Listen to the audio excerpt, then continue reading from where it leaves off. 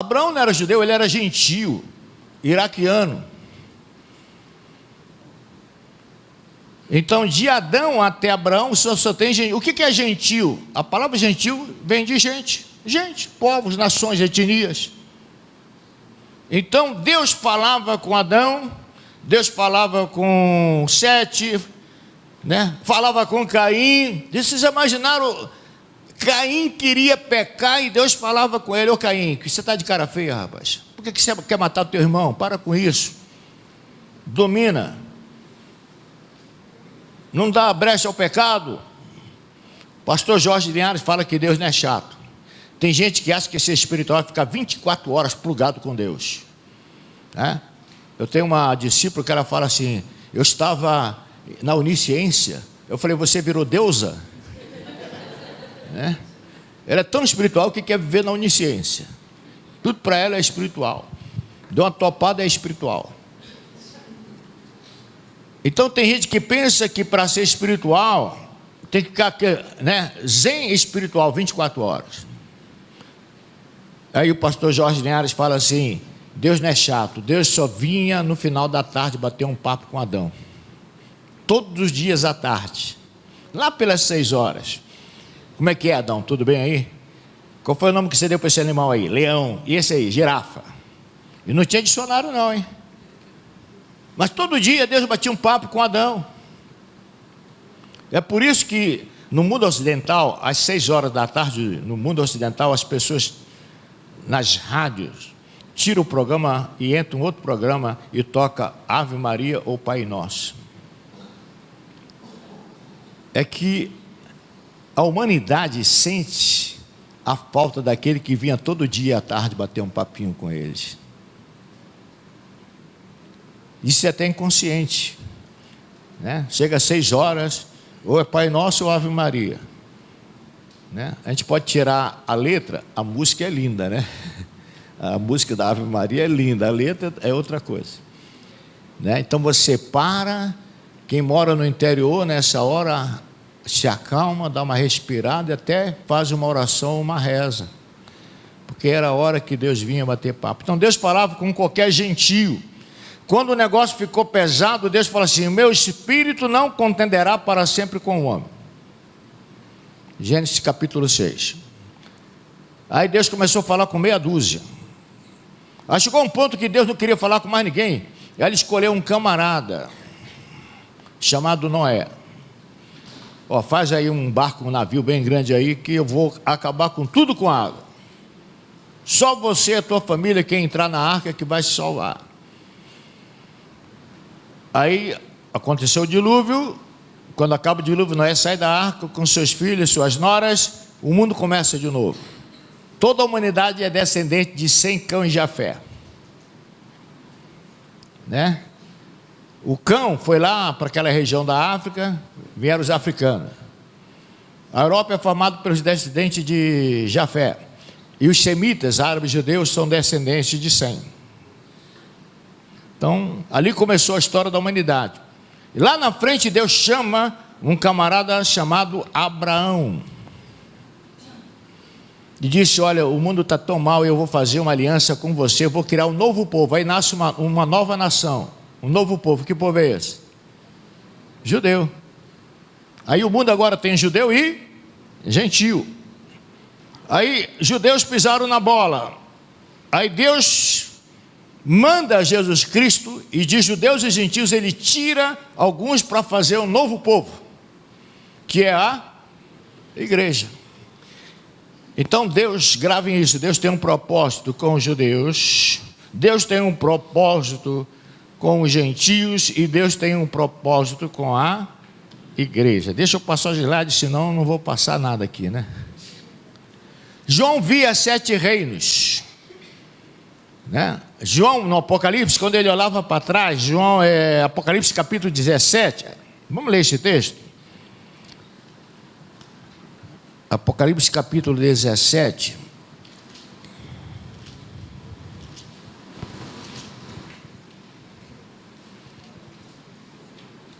versículo 8.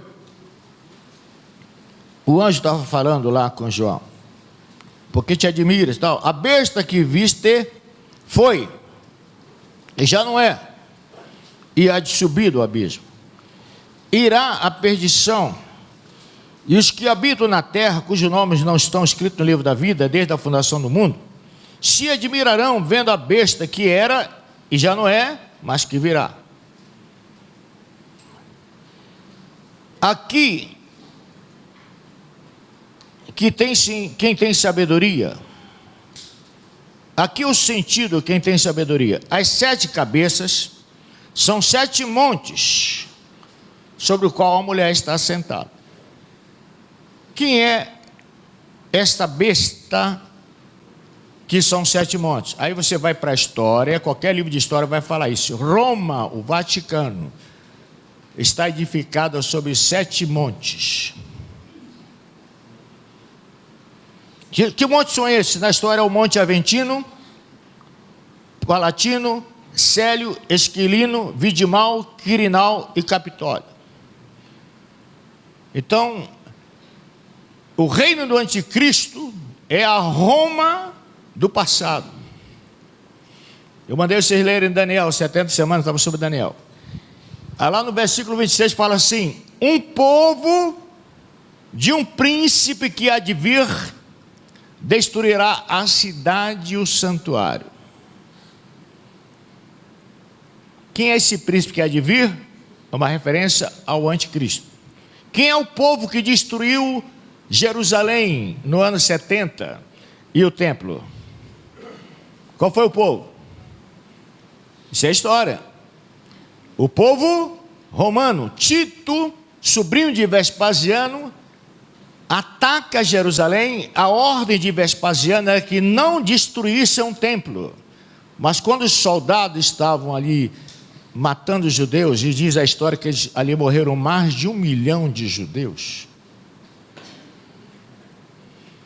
A Bíblia diz em Mateus 24: orai para que a vossa fuga não aconteça no sábado, nem no inverno. Ai das grávidas. A história fala que os romanos invadiram Israel, destruíram a cidade de Jerusalém num sábado, dia 12 de setembro, no inverno. E sabe o que eles faziam com as mulheres grávidas? Tiravam as crianças, rasgavam com espada a barriga das mulheres, colocavam animais, gato, cachorro pequeno, dentro da barriga das mulheres e costuravam. Ai das grávidas. Então Jesus falou que não ficaria pedra sobre pedra. Alguém disse assim: olha, as pedras estão cobertas de ouro. Não ficou uma pedra, só sobrou o muro das lamentações. Eles destruíram o templo, como Jesus havia falado. E Daniel fala isso: orai, né? O príncipe que há de vir destruirá a cidade do santuário. Então foi o povo romano. Aí no versículo 27, ele, esse príncipe, o anticristo, vai fazer cessar o sacrifício. Ora, se no versículo 26 o templo é destruído, como que no versículo 27 o anticristo vai fazer cessar o sacrifício, se o templo já foi destruído? Isso denota de que o templo judaico será reconstruído para que o anticristo possa profaná-lo. Quem está acompanhando, diga amém. Então tá bom. Crente é inteligente, crente tem unção, e o crente sabe tudo. Está na Bíblia. Vocês têm unção, e quem tem unção sabe tudo. Eu creio muito nisso.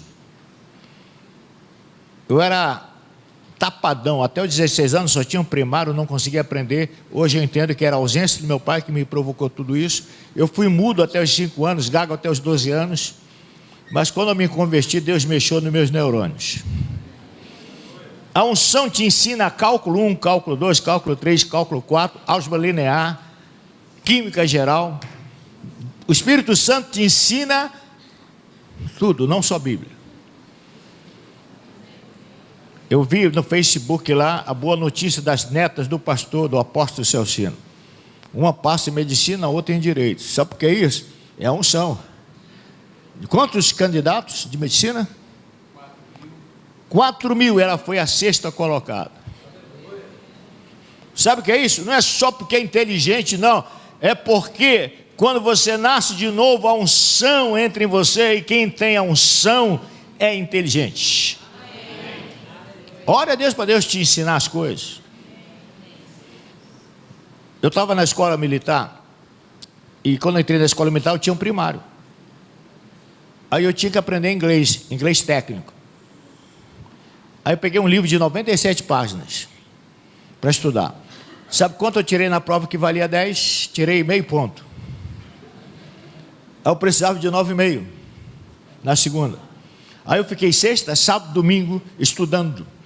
Eu ia dormir 1h da manhã, acordava às 5h30. Ficava estudando, só parava para almoçar e lanchar. Domingo, na hora do almoço, alguém percebeu que eu não estava legal. Eu estava sentindo muita dor de cabeça. E um colega meu veio, pôs a mão na minha testa, falou: Bence, você está com mais de 40 graus de febre. Aí eu não queria ir não, mas eles me forçaram a ir para o hospital. Cheguei no hospital, o enfermeiro fez a mesma coisa, pôs a mão na minha testa. Aí ele falou assim: você está com muita febre. Pegou o termômetro, pôs debaixo do meu braço, 36 graus. A febre era só na cabeça. Aí eles queriam me internar no hospital. Eu falei: não, eu tenho prova amanhã.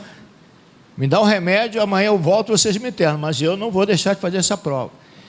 E voltei e continuei estudando. Na segunda-feira de manhã, a primeira aula era a prova. Eu li a questão, levantava o olhar assim para o lado direito, eu via onde estava no livro a resposta. Eu decorei 97 páginas. Eu não tinha essa capacidade. Mas a unção te dá essa capacidade. E o que a Bíblia diz? Ele vos fará lembrar. Você já tem uma memória e o Espírito Santo te faz lembrar. Estude. Eu, às vezes, quando estou pregando ou dando aula, eu fico numa agonia, porque o Espírito Santo começa a me trazer em turbilhões várias informações, e eu não consigo falar na mesma velocidade com que ele me traz as informações. Mas isso acontece mais quando eu estou dando aula ou pregando. No meu natural eu não sou assim. Eu sou esquecido. Um dia minha esposa falou: bem, vai comprar isso assim, assim. E eu fui lá na cidade, em Lagoa Santa, comprar. Quando cheguei no centro da cidade, eu falei: o que eu vim fazer aqui? Aí, naquele tempo, a gente usava muito orelhão. Eu liguei para casa, através do orelhão, falei: Ruth, o que eu vim fazer aqui? Né? Ah, você tem que comprar isso e isso. Aí eu aproveitei e fui comprar. Então, eu não tenho memória genética, memória fotográfica. Mas o Espírito Santo te faz lembrar. Amém? Fecha aí o parênteses aí. Então, o João, ele via 7 cidades. Continua em Apocalipse 6. São também 7 reis, ou 7 reinos. São 7 montes. Está falando da Roma da Babilônia religiosa, a Roma papal. São 7 reinos. Aí ele vai dizer assim, preste bem atenção nisso aí: 5 já caíram, um existe, o outro ainda não é vindo, e quando vier, vai durar pouco tempo. Então, que 5 reinos João estava se referindo? Está ali, ele estava se referindo ao Egito, a Síria, Babilônia, Medo-Pérsia e Grécia. 5 caíram. No tempo que João estava vivo, no Império Romano, 5 reinos já tinham passado. Um existe, a Roma dos Césares. O outro está por vir, o reino romano do anticristo. Você pega o mapa romano antigo, o Império Romano. Faz isso lá na sua casa. Pegue o mapa da Europa. É quase igual. Daí os intérpretes dizerem que o Império Romano que vai ressuscitar para o reino do anticristo é a Europa. E o anticristo, de onde ele vem? De que nação? O texto lá em Daniel não fala? O povo de um príncipe que há de vir? Então, o anticristo tem que ser romano. Então ele vai surgir aonde? Na Europa.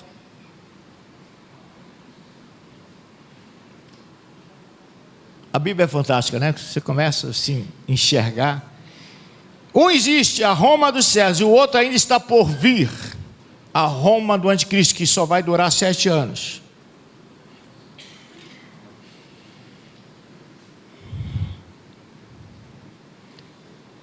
Então está aqui, ó, 5 caíram: Egito, Assíria, Babilônia, Medo, Pérsia e Grécia. Um existe, Roma antiga. O outro ainda é vindo, a Roma futura.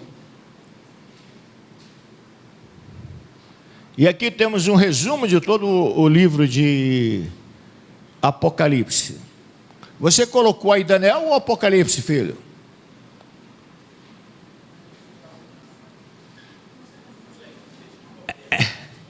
Dá uma olhada aí, eu estou estranhando isso aí, mas tudo bem, estão relacionados. Eu estou falando dos dois ao mesmo tempo, né?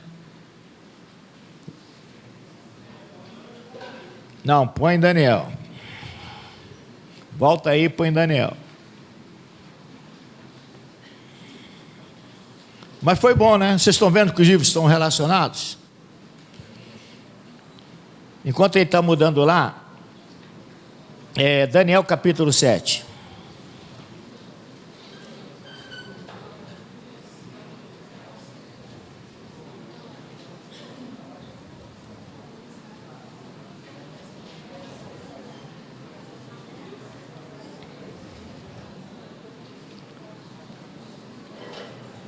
Capítulo 7, Daniel, versículo 2.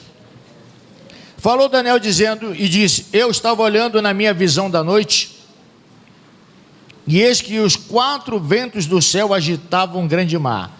Quando a Bíblia fala de mar, na hermenêutica está falando de quê? De nações, multidões de nações. E 4 animais grandes, diferentes uns dos outros, subiram no mar. O primeiro era como um leão e tinha asas de águia. Enquanto eu olhava, foram-lhe arrancadas asas, e foi levantado da terra, posto em pé como um homem, e foi-lhe dado um coração de homem. Continuei olhando, e eis que um segundo animal semelhante a um urso, o qual se levantou de um lado, tendo na boca 3 costelas, e ele foi-lhe dito assim: levanta-te e devora muita carne. Depois disto eu continuei olhando, e eis aqui um outro semelhante a um leopardo, e tinha 4 asas, e tinha também 4 cabeças, e foi-lhe dado domínio. Depois eu continuei olhando nas visões da noite, e eis um 4º animal terrível, espantoso, muito forte, o qual tinha dentes e grandes de ferro, e ele devorava e fazia em pedaços, e pisava aos pés o que sobejava. E tinha uma cabeça e 10 chifres. Lembra que eu falei que é uma zoologia? Vamos brincar agora, vai aparecer no slide, mas se não der tempo vocês já aprenderam. Matemática aí, quantas cabeças, vão anotando aí para vocês aprenderem, quantas cabeças tinha o leão? Uma cabeça. Quantos chifres? Nenhum, 0. Quantas cabeças tinha o urso? Quantos chifres? 0. Quantas cabeças tinha o leopardo? 4 cabeças. Quantos chifres? Nenhum. Aí vem um animal terrível. Quantas cabeças? Uma cabeça. Quantos chifres? 10. Somem aí quantas cabeças, quantos chifres dá no total? 7 cabeças, 10 chifres. Agora abram Apocalipse capítulo 13.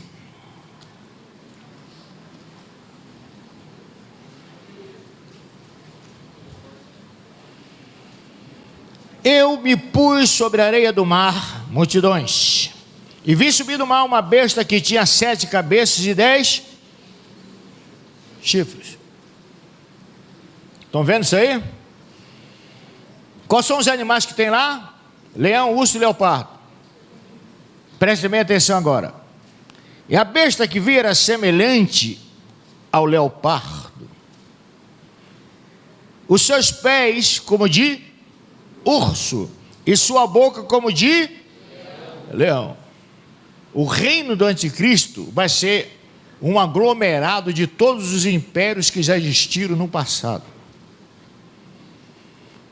Nenhuma nação conseguiu dominar o mundo inteiro. O último que tentou, se tivesse conseguido, nós estaríamos falando do alemão. Hitler. Hans Braun, Hans Guten. Tem algum descendente de alemão aí?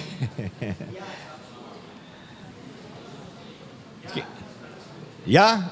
Aí, temos alguns descendentes ali. Então o Hitler, ele foi aquele que tentou. Por isso que alguém disse que ele era o anticristo. Somaram o nome, as letras do nome dele, dava 666, Nero também, e tantos outros nomes, todo mundo dizendo, somando as letras, dava 666. Eles foram pequenos anticristos, mas não conseguiram dominar o mundo. O anticristo vai dominar o mundo inteiro. Eu acho que se eu parasse aqui, você já estava mais ou menos aí capacitados a entender Daniel e Apocalipse, com o que eu falei. Mas vamos continuar. Eu fiz aqui um resumo, não vou falar de escatologia, né? Quantas correntes escatológicas existem? 3, só 3. Não inventem, tá? Chega de correntes, né? Tem o amilenismo. O que é amilenismo? Esse A é A de negação, não tem milênio.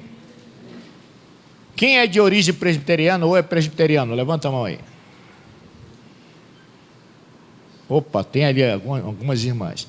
Quem é um bom presbiteriano tem que ser amilenista. Faz parte dos cânones da igreja presbiteriana. Tá? Todo presbiteriano, ele é calvinista, amilenista, porque faz parte do credo presbiteriano. Igual o pentecostal, assembleano, quadrangular, Deus e amor, Brasil para Cristo, tem que ser pré-milenista.